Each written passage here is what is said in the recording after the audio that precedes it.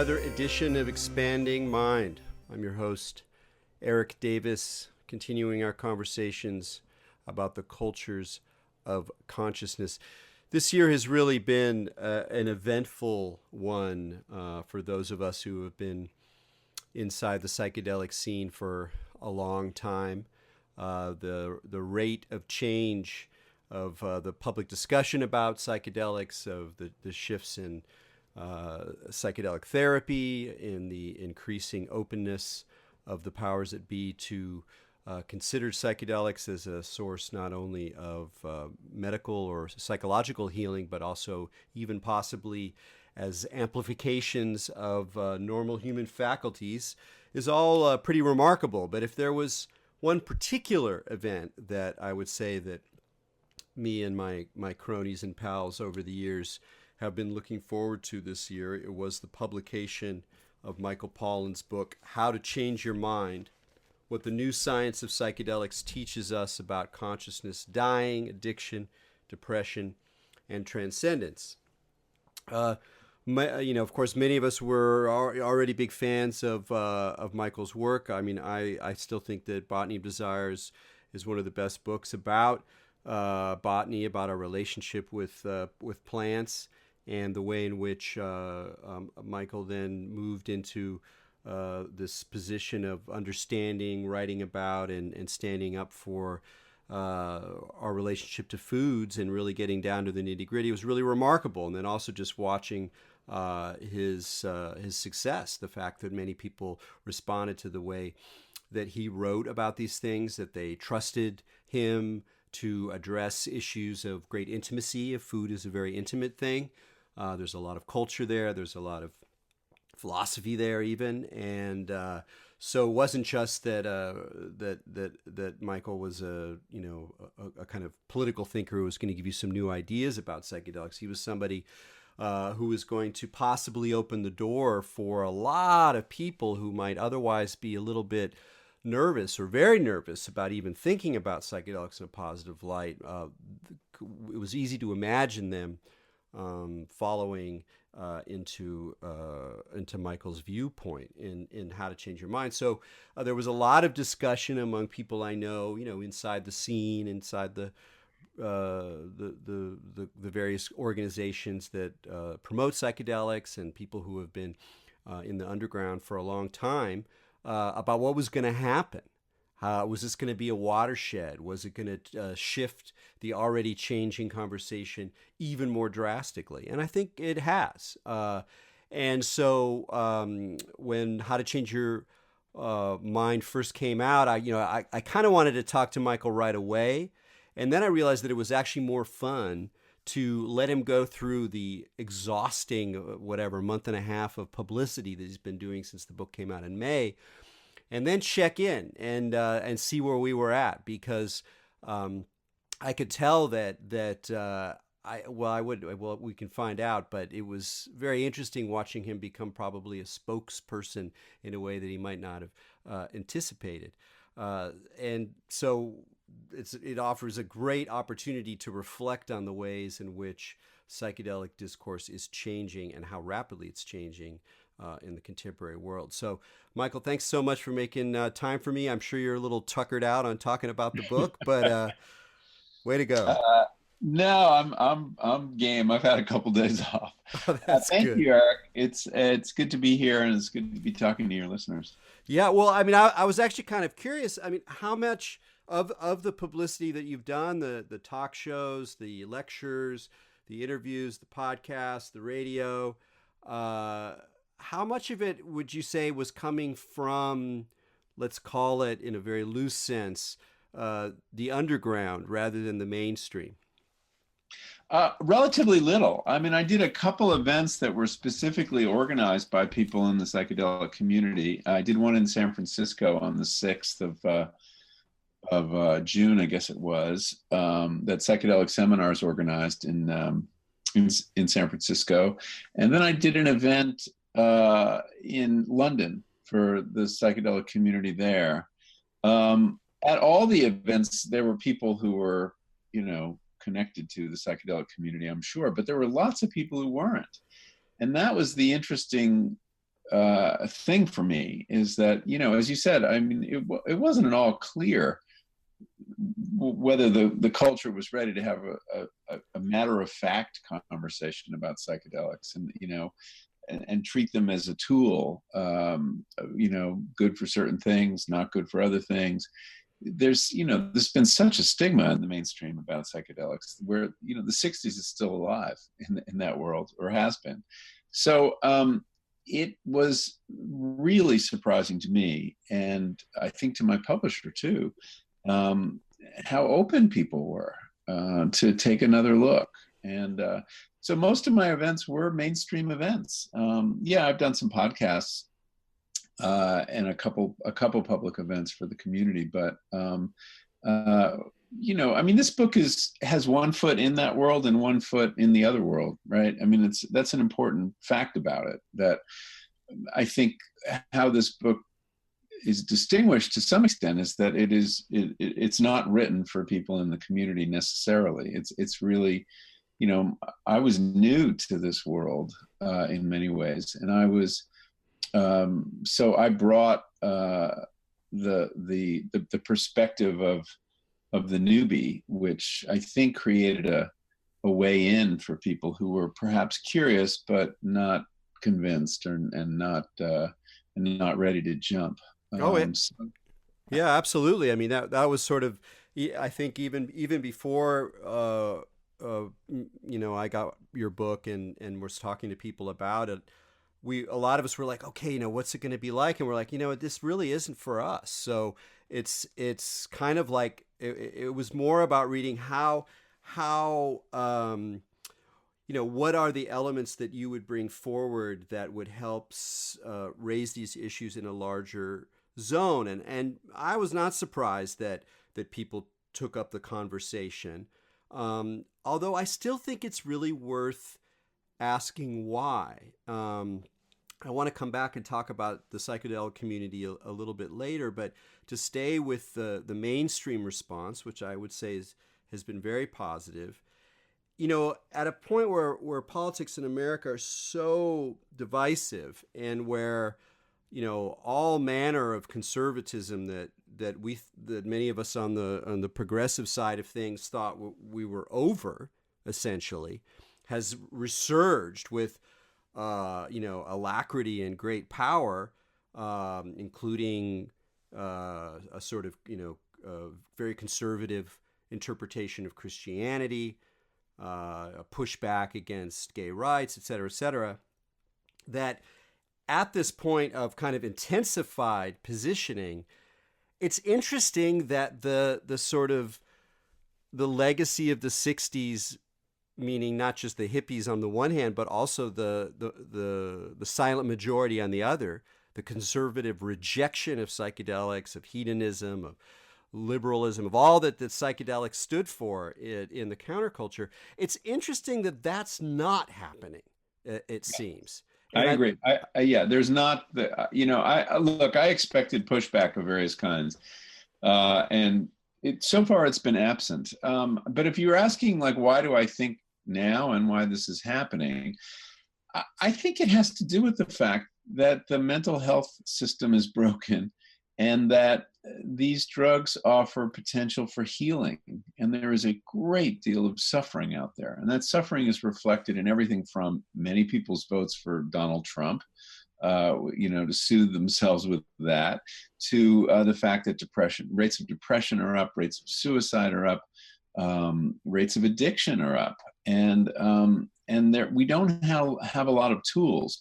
So I found the discussion about the healing implications of psychedelics to be what resonated most powerfully with, let us call them civilians. It wasn't about consciousness expansion. It was about science and healing.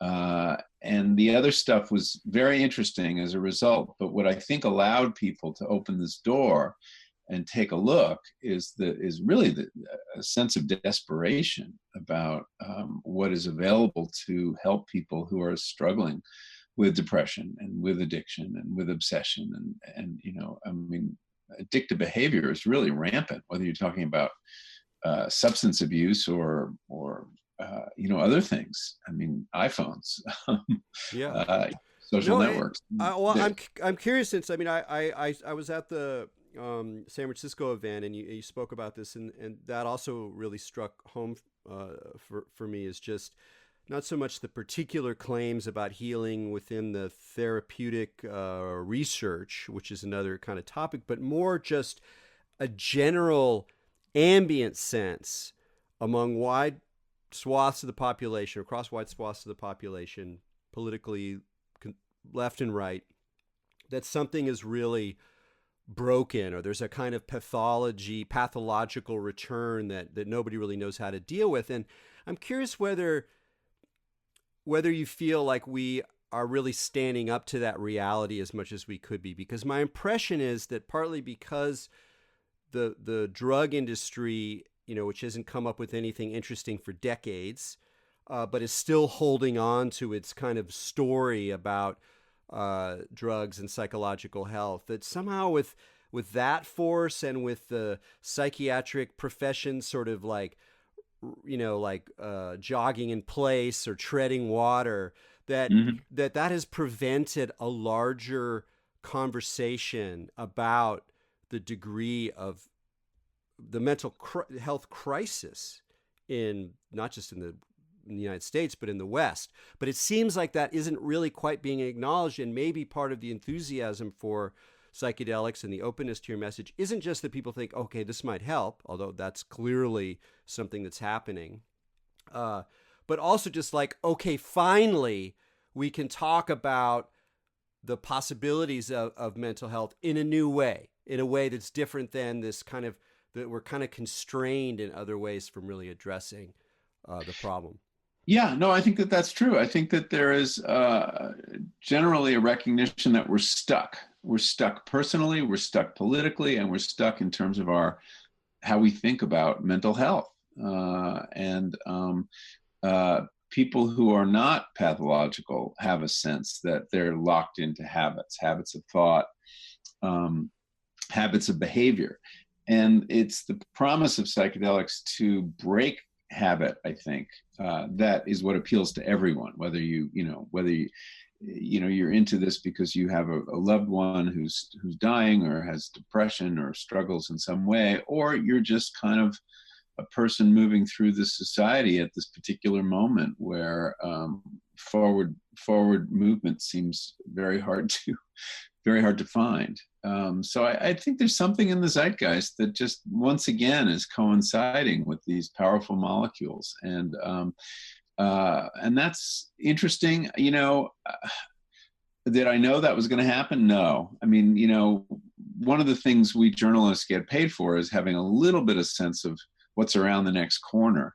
And there must have been some reason that I was drawn to this subject at this time, in the same way I was drawn to looking at food and agriculture in 2006 when I published Omnivore's Dilemma. But I make no claims to being visionary. Only like it's kind of an antenna that we develop that there's something going on here. There's a reason that people are thinking about this, but also we shouldn't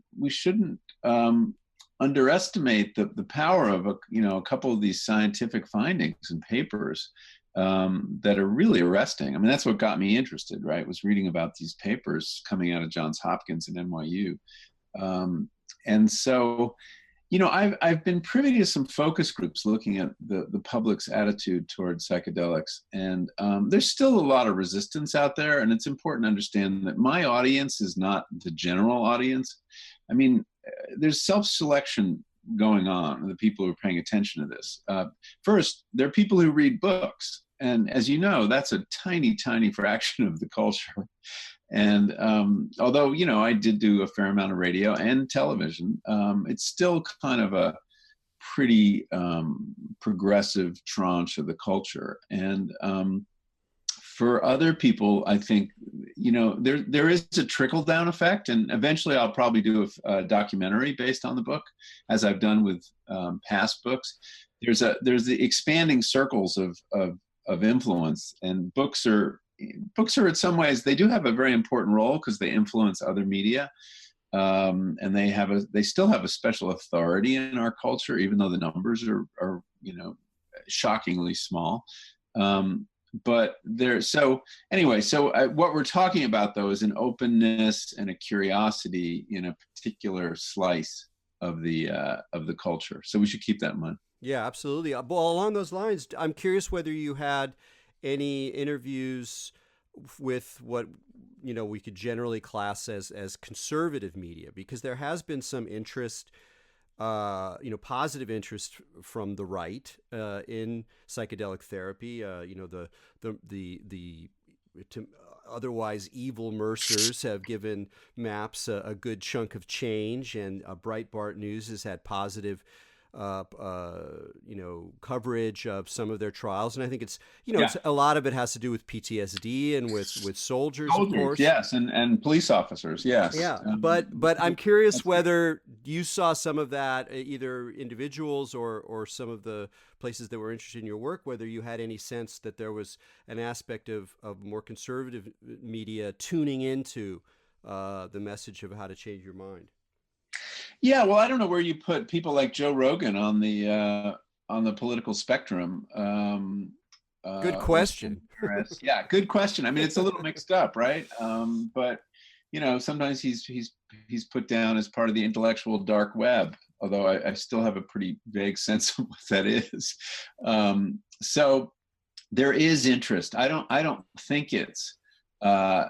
I don't mean to suggest there's a left-right thing here. I think there's less of that than you might guess. I guess I'm describing more of a general public versus thought leader, influencer, elite. There was some very interesting commentary by there's a Christian conservative writer, Rod Dreher, who has a column. He used to be at the Dallas Morning News, I think, and he's a great writer.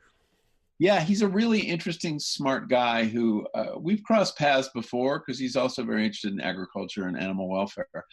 And he wrote a very thoughtful review of the book and got some shit for it, I think, in his community, and then wrote some more about it. It's a very interesting trail to follow. And he was just encouraging Christians and conservatives to be open to the potential of psychedelics. And this is from someone who had very little, I think, experience himself, if any. And once again, I think that was a measure of a desire to do what psychedelics do, which is shake up the given, shake up the structures of authority intellectually, and this recognition that we need to, as Robin Carhart Harris said in the book, we need to shake the snow globe, and that goes not just for us as individuals, but for us as a society.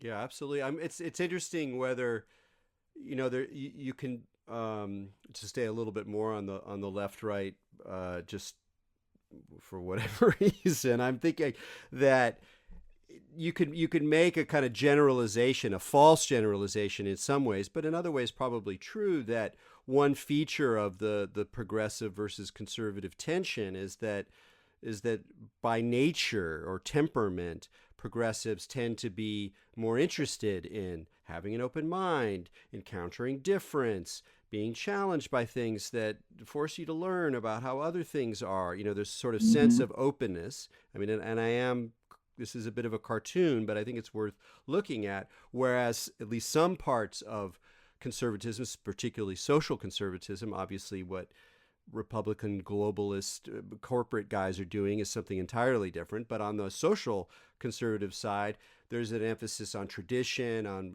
staying within the boundaries of what we know, of holding hierarchy, fast. Authority. Yeah. Do you think that model is, I don't know, maybe a little bit in our way as we start to think about how the mental health issues in particular can open up a wide range of people to the need to sort of get unstuck, to change our minds, to discover new ways of being at this moment? Yeah, I don't think we should take that too far. I mean, there's some interesting research that before and after psychological surveys of people on psychedelics done at Imperial College that suggests a reduction in authoritarian tendencies. after psychedelics, and an increase in what they call nature relatedness, the ability to feel like you're part of nature rather than standing outside it. So there are some interesting hints of a political tendency. I don't know how, but I worry that, like a lot of this research, it could be somewhat primed by the people conducting it, and that they're coming at it with that kind of perspective, and it's very easy to infect your subjects with those kind of points of view. Um, Well, you know, just to stop on that, actually, I want to really admire the point you just made and the way that you have made that point regularly in your public presentations about this project, because you don't hear that very much. You don't hear that from people who are enthusiasts about psychedelics and their possibility, and you don't hear it from a lot of the doctors and from a lot of the researchers, that confirmation bias, that the structure of the whole issue of set and setting is very complicated. If you really think about it, set and setting applies to all of these research programs as well. So, even when you try to quote unquote double bind the situation, which you can't really do effectively, it's very hard to get those sorts of expectations and biases out of the data that then comes through the other side. Now, that's not necessarily a bad thing, particularly if you're trying to make people feel better, because there's a lot of different ways you can make people feel better. But I just really appreciate the way that you bring in that skeptical note when talking about the research that is so often just hyped and just packaged as if it's just the latest absolute truth. Yeah, well, the research is very suggestive, and I take, I think we do see a strong signal of the therapeutic value, but there's no question. Just comparing the English research with the American research, you see how culture shapes results, and more with psychedelics, I think, than many other treatments, just because of the importance, as Timothy Leary, emphasized, of set and setting, and that it is hard to blind these studies, and you just sense volunteers picking up on the intellectual orientation of the researchers. So, for example, in England, they don't see as much mystical experience as they do in America. That's a very common hallmark of a successful treatment with psychedelics, is that someone will report having what is judged to be a complete mystical experience. And of course, they have a scale for that. And then you get to England, you talk to those researchers and say, we don't see a lot of mystical experience. We see ego dissolution. Now, I would, in a powerful experience that seems to be effective, I would argue those are probably different words for the same phenomena, and that the experience, I mean, if you're comfortable with that psychodynamic word, ego dissolution, that, is very similar, because once the ego is dissolved, you have less of a sense of boundaries, and therefore you feel like you're merging with some larger entity, the universe or community or whatever it is, nature. So my guess is they're the same thing, and that there is some kind of core reality there, but we should be, careful to understand that we're putting words to a very inchoate experience, and that those words are infused with values and assumptions. And I don't think it's an accident. I don't mean to take anything away from the research, but the fact that two of the driving forces I describe in the book, who helped bring research back in America at Johns Hopkins, were Bob Jesse and Roland Griffith, both of whom came at this with a strong spiritual orientation. Whereas in England, you have, I think the leading force there is Robin Carhart Harris, who happens to have been a Freudian when he got into this. So it's a great little test in when you compare what they observe and see that in both cases, their orientation seems to be reflected in the results they're getting. And again, I don't mean this in any kind of disrespectful way. I just think it's inevitable. And anyone doing science needs to be alert to these possibilities, because it's just part of the reality. I mean, we tend to give science more credit than it deserves for, absolute objectivity. We think it has this authority as the final discourse that we can rely on that's not infected by politics. But man, having covered food and agriculture and watched research around things like GMOs and industrial agriculture, I know that there's always politics and there's always values. These are impossible to escape in any kind of science. Absolutely. I want to shift a little bit and pick up an earlier line about the psychedelic community. And I'm kind of curious, since you came at this, for more or less from the outside. You had some connections with people who were more involved, and then you wrote the book. You did your research. You met who you met.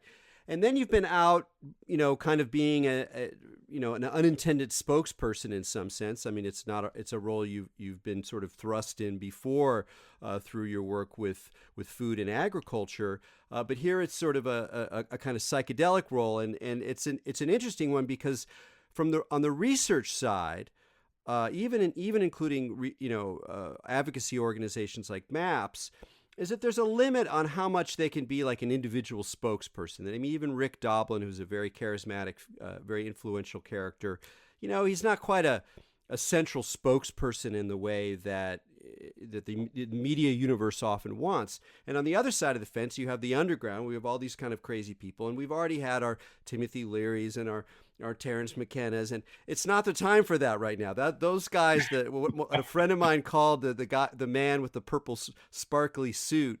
We don't need the man with the purple sparkly suit right now. So, kind of, I think probably partly without you intending it, you find yourself in this position where you're asked not only to be a journalist, but to some degree to be a spokesperson.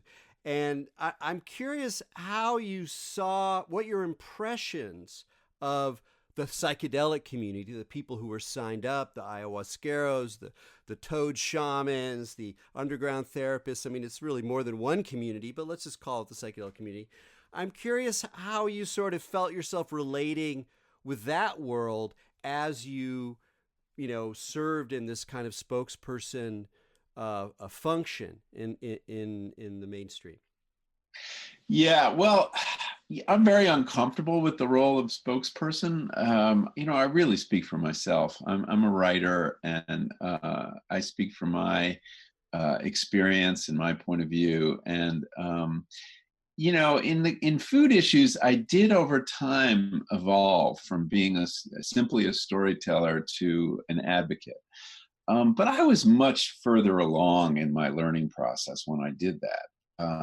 It got to a point where I knew so much on those issues that it would have been disingenuous for me to pretend I didn't have a point of view and I didn't have a sense of where I wanted to see things go. That's not true in psychedelics. I'm still learning. I'm still too new. If you asked me what I think the proper policy should be regarding psychedelics as a matter of national decision making, I'm not sure what I would say. I don't think they should simply be legalized. I think that they need, they do need some container. They need some regulation. And so I'm not ready to advocate really for anything except, a good close look and evaluation of these tools and whatever people want to do personally to figure out what they think based on their own experience. At the very second event I did, it was in Cambridge. I was speaking to an audience on May 16th. The book was published on May 15th, and a woman pops up, first question. And she's with the Boston Entheogen Network. And she says, as the de facto spokesman for the psychedelic movement, and I just kind of had this shiver go through me. And I had to disclaim that. And so I see the desire on the part of people to have a spokesperson who has access to the media to the extent that I do, and brings a kind of credibility on issues having to do with health, as I think I do from my food work, although I didn't fully realize that. Rick Doblin was in the room when this came up, and he was in the front row, and I pointed at him and I said, "There's your leader." De facto leader was the term she used. uh, I think that it points to a lack of leadership and a need for leadership, without question. I mean, there are things I can do, and I'm certainly doing them to introduce people to this work and connect people, because now I've met a lot of people in a lot of corners of this world, and I'm always happy to connect people. But maybe at some point I'll feel like I have the chops to be an advocate, but that's not where I am. I'm still a storyteller. I'm still learning. There's so many people in this world who know more about this than I do. So it would be foolish to think that I've earned the right to lead or to advocate. Well, I guess what I'm wondering is that all makes sense to me, and that you would have those concerns and not see yourself that way. And I didn't see you as being fully embracing that role, but it's almost more that, like, given the situation, it was inevitable that people would see you that way.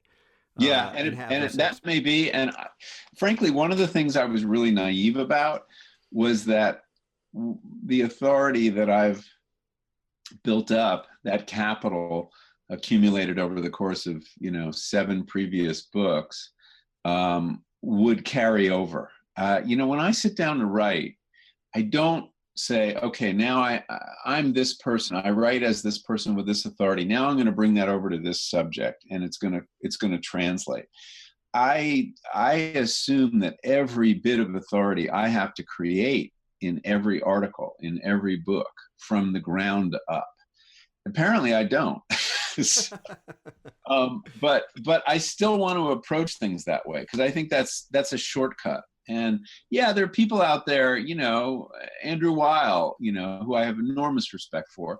He's built up an enormous authority around issues of health and medicine.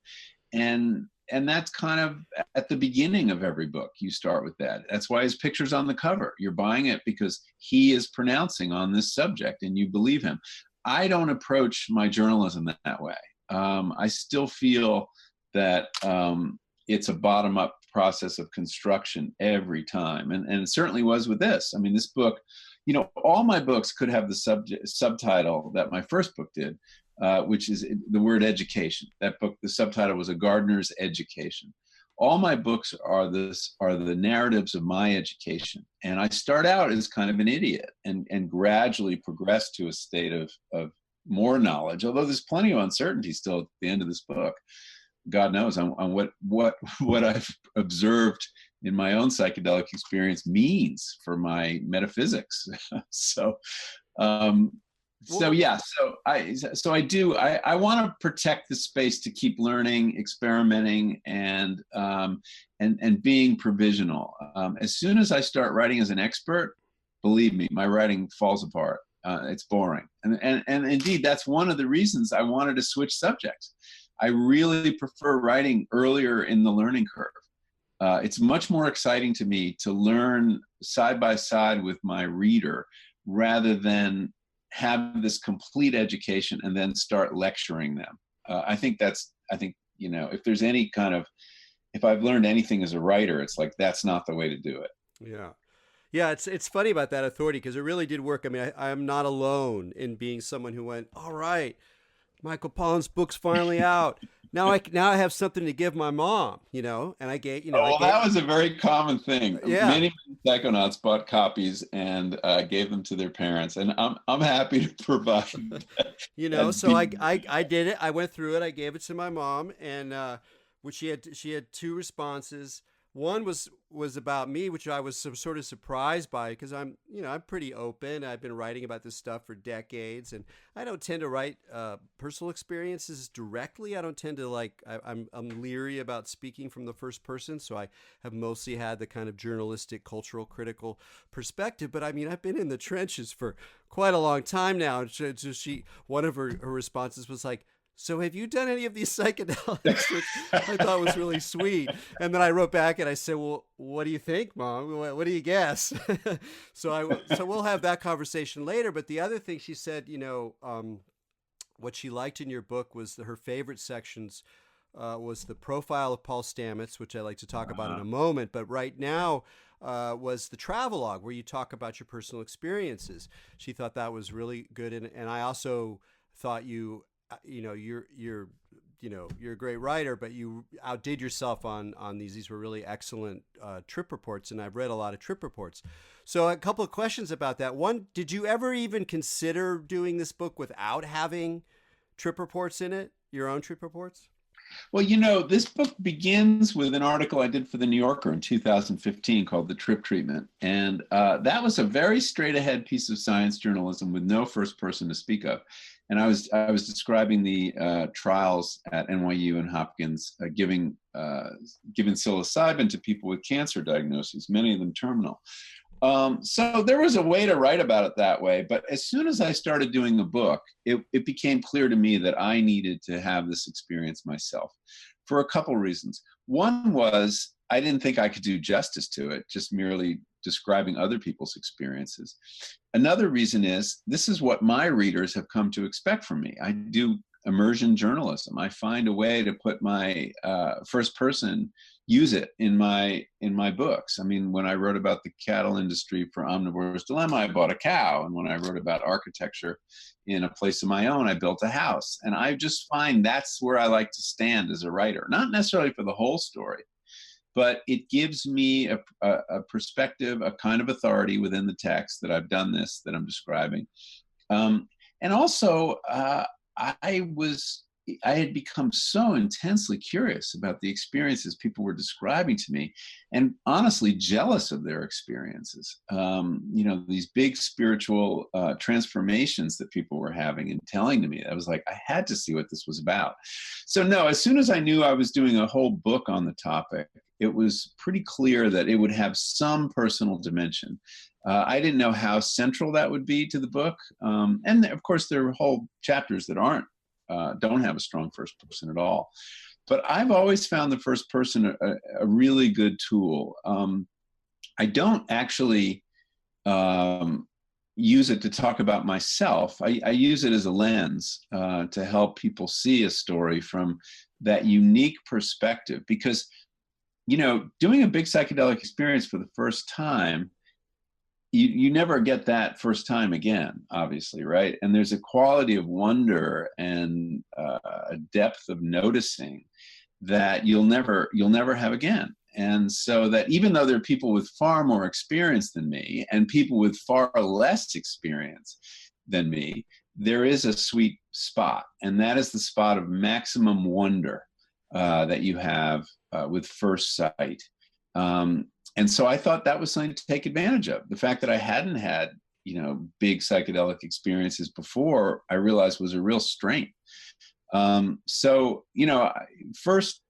first thought is, there's so many people who experience psychonauts. And there was some guy in England who wrote a kind of pissy review where he's a very nihilistic novelist, where he said, he started out and said, I've had 100 experiences of ego dissolution. Like, what do I have to learn from this guy who has one?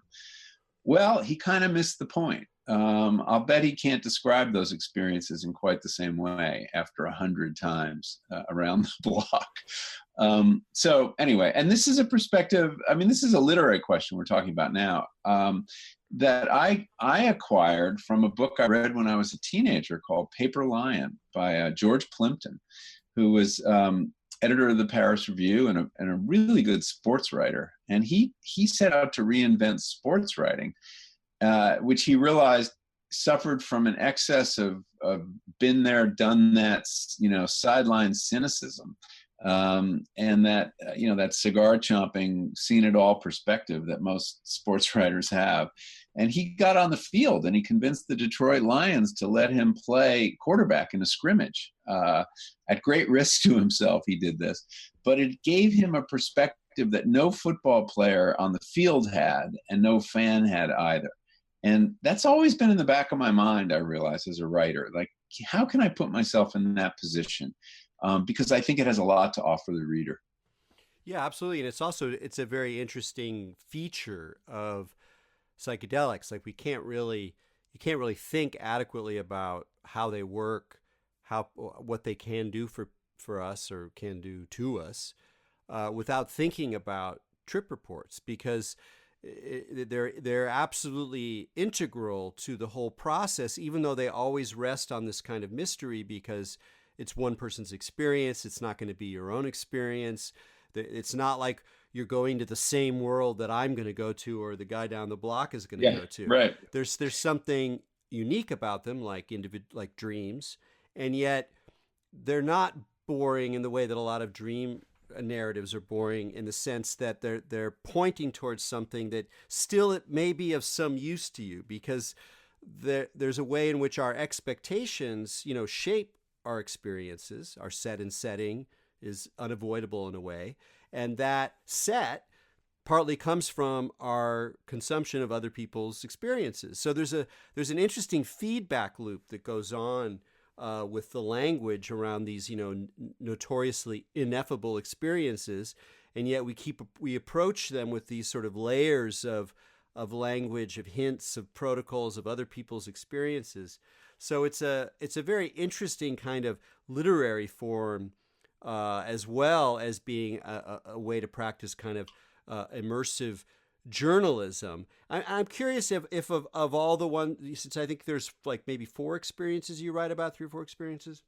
Well, at depth, there are 4. And then there's a couple I mentioned in passing. My ayahuasca experiences are kind of more in passing toward the end. Yeah. Right. But basically, 4 extended which accounts. one were you most satisfied with, since there's always the sense that you're not As a quite matter of getting writing? it? Yeah, as a matter of writing. I would say the both of the psilocybin experiences. There was one that was unguided, that was very much about nature, and was very moving experience of being in my garden and feeling a kinship with these plants that I had felt intellectually, but not as a matter of powerful emotion. I mean, the fact. I mean, I've, in you alluded to Botany of Desire at the beginning, and that is a book that takes seriously the idea that plants are subjects too. We're not the only perceiving subject, acting subject in nature. That was an important idea, but it was an intellectual idea, and I actually experienced that this sense of the subjectivity of all the plants in my garden. It was a very powerful moment. So, and that was, look, they're all hard to write about, and I approached the trips with incredible trepidation.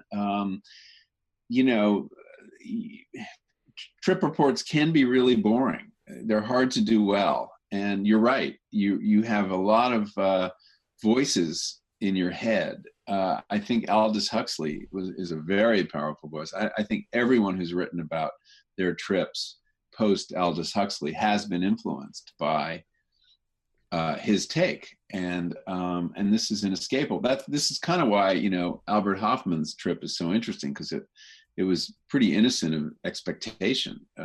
Nobody had this experience before, and so. Yeah, it's fascinating as a literary challenge. I approached it with enormous trepidation. In the end, I've never had more fun writing. I loved working on these trip reports. I think it shows too. There's really a kind of novelistic liveliness and an emotional quality, particularly to the unguided mushroom experience. I mean, I'm generally much more interested in unguided experiences than guided experiences. Mm-hmm. That's another topic, but that may be why I found that moving. But I also liked it because of the way that you talked about the experiences you were just mentioning, where you felt like your intellectual sense of plants as subjects sharing our world becomes a kind of lived experience. There's an emotional connection. There's a sense of interdependency, and even a kind of I thou, a sort of animism. Mm-hmm. that you allude to, but also the ways in which those feelings are bound up with these kind of qualities of poignancy, of a kind of emotional fragility that's mixed with awe, but also a kind of sadness, and those are all very resonant, affective places for me, and I think they're actually related. So I guess a kind of more metaphysical question I'd ask you is, you talk often about being a very, very science-oriented guy, a very materialist guy, very not someone who thinks in God talk in religious terms. How when you wrote that story about communicating with the plants, and you kind of make a joke about it in the account, I know this sounds super goofy, da da da. How do you think about it now? Do you think about like, well, I'm really happy that mushrooms enabled me to have this kind of experience? Or do you actually feel like you know something? And I use that Yeah, word very consciously. You noetic know quality. something about the world, about nature, about plants that you didn't before. Oh, that's a good question. Um, I mean, there is a sense in which the power of the insight lingers because it was so strongly felt. Um, Same with that moment during the guided LSD trip where I felt like, wow, love is the most important thing in the universe, and it was one of those things but you don't think about that often because our brains are tuned to tune out the familiar, the thought you've had before.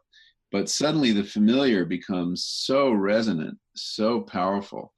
Um, so it's in both cases, there were things I knew, but I guess I just knew them in a new way.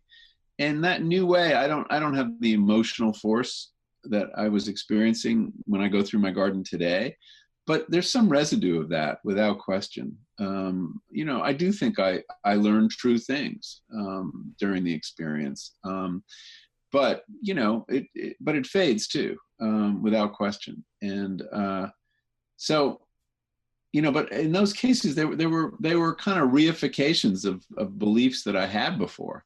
So I'm trying to think if there was anything I learned that I didn't know. Um, I mean, intellectually, for me, the big takeaway from the whole experience was this recasting of what spiritual means. I had been really allergic to that word because I associated it with the supernatural. People who had spiritual experiences had a belief in things that the laws of nature could not explain. And I just don't think that, I just didn't believe in that. But rather than acquire a new conviction that supernatural things are real, I acquired a new understanding of what spiritual means, and that is that it is the antithesis of egotistical, and that the experience of ego dissolution or non-dual consciousness that can happen on a high dose psychedelic experience is a release from the walls and the barriers that keep us from connecting at a deep level. And to me, spirituality is about connection to the universe, to nature, to other people. And when you put down your defenses, or they're put down for you by the psychedelic, it opens up these channels of connection that are really powerful and can be overwhelming and quite beautiful. And I realized, oh, that's all it is. That a spiritual experience is this felt connection to something larger than yourself that was always there and always available, but something stood in the way, and that something is the ego. So that was the newest thing that I learned, and I believe that deeply now, and that I see the ego as an impediment to powerful senses of connection. Not that I denigrate the uses of the ego. I think there's a reason we evolved egos, I think, but I think that they also can get a little out of control, and they can sometimes keep us from feeling connection, from feeling love, from feeling that we're part of nature. So that's the big thing I learned, and that was an enormously useful thing, and that serves me well still. And I try to connect with that experience whenever I can. Yeah, I was going to ask you about that. Is that how do you feel like? I mean, the one vision is that the farther you get away from some experience, the less you can remember it, and then it's Yeah. just sort of a vague idea, and then it's just another one of those habitual concepts we have that doesn't really necessarily reflect our actual experience. And then there's another view where, like, hey, once you've sort of established these new sensations or this new way of experiencing reality, in a way you've kind of opened up your possibility space, and that becomes part of you and can be cultivated in other ways. not necessarily by returning to the trough. And Yeah, I'm no, curious how cultivation you is found it. How have you found that?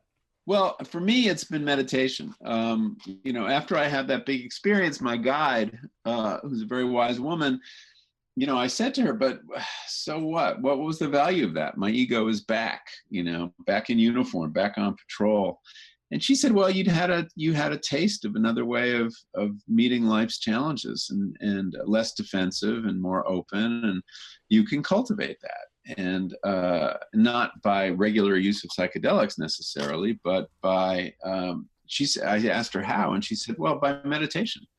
And I think that that's right. I don't think it's an accident that so many people who get involved with psychedelics eventually turn to meditation. I think psychedelics makes you a better meditator, if we can put a value judgment on that. I think it gives people a sense of the destination that they're trying to get to on meditation.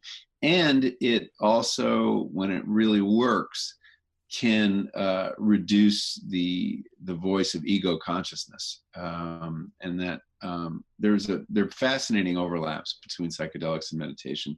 And it's no accident, I think, that many, if not most, of the American Buddhists that you've heard of, I mean, the leaders of that community began with psychedelics. I see the logic of that. So yeah, for me, that's how I carry it over. I would, if psychedelics were legal, I would probably, try to use them once a year, perhaps on my birthday, as a way to kind of recharge that perspective. I think that would be really useful. But given now my visibility and my openness about my own use, I don't feel they're available to me right now. Yeah, on that point about the we're talking about the legal situation here and issues of visibility and invisibility, the underground, et cetera, et cetera. You have these you had a number of really positive experiences of underground therapists. This whole world that's been going on for decades and decades. Really since the '60s, it never really went away, and then through the 70s and 80s, it became quite developed. And in some parts of the country, a very well-established network of people knew each other, sharing protocols, sharing ideas, all sort of off the radar, and not even particularly countercultural. Like, even as you have all the sort of countercultural psychedelia continuing on with the Grateful Dead or the rave scene or whatever, there's still this more quiet underground of people continuing to do therapy. And the therapists that you profile in the book are very interesting, rich characters. I think I actually know one.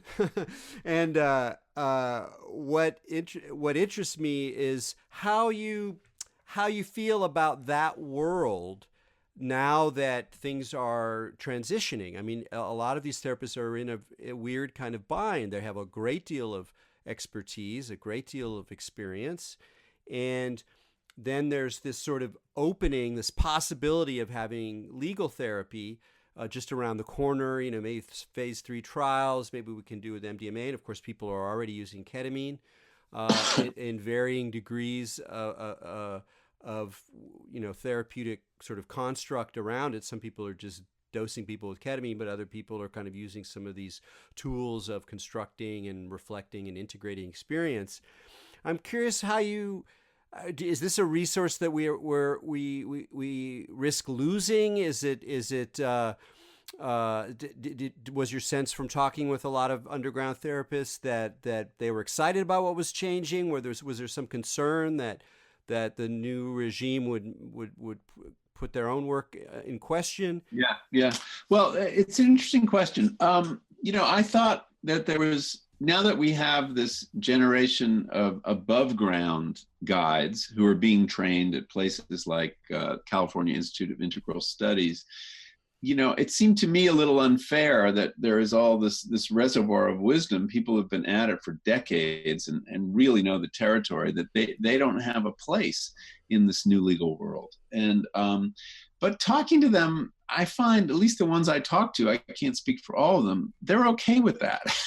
They're busier than ever, and that the prospect of legal psychedelic therapy is not going to hurt their market. I don't really think they're in competition. I think that the kinds of people who would frequent an underground therapist, yes, some of them might end up in legal therapy, but there's so many other people who, as they hear about it, are eager to do it. And there is simply not going to be enough supply of legal therapists. And also there's going to be, a lot of restrictions on, you'll have to have the right indication to get access. And, I don't think it's going to be so easy. So that I think that there'll be plenty of work for everyone. I also think for some people, the approach of the underground therapists is different and important to them. They tend to be a little more, shamanic in their and interventionist in their approach. And I think that'll serve some people and not others. So my bigger worry, I think, is that there will be a lot of charlatans. The problem with an underground, like with the problem of prohibition, is that you can't regulate it. So how will the underground community police itself? How will they prevent, if they can, lots of people hanging up shingles as underground therapists who don't know what they're doing, who may not have very good medicines?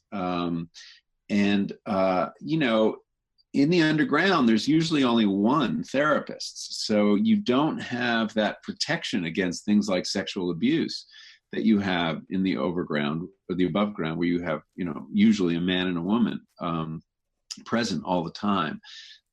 So my big worry is that stories emerge from the underground, as are starting to happen with these, these pseudo shamans working in South America. Some people get hurt because of the demand and the fact that charlatans pop up everywhere. So that's my bigger worry. I think the really experienced underground therapists are going to be fine. There's a possibility that the government might come after them to make an example, but most of them are very careful. And I don't think politically it'd be too smart to go after people who are really providing therapy, who are helping people who are in suffering, but it could happen. And that's why everybody, I think now more than ever, needs to be extremely careful. Well, on that cautious but very largely optimistic note, nonetheless, we'll have to wrap it up here. So, Michael, thanks so much for coming on Expanding Mind. Oh, thank you, Eric. I knew it would be an interesting conversation with you, and it was. Great.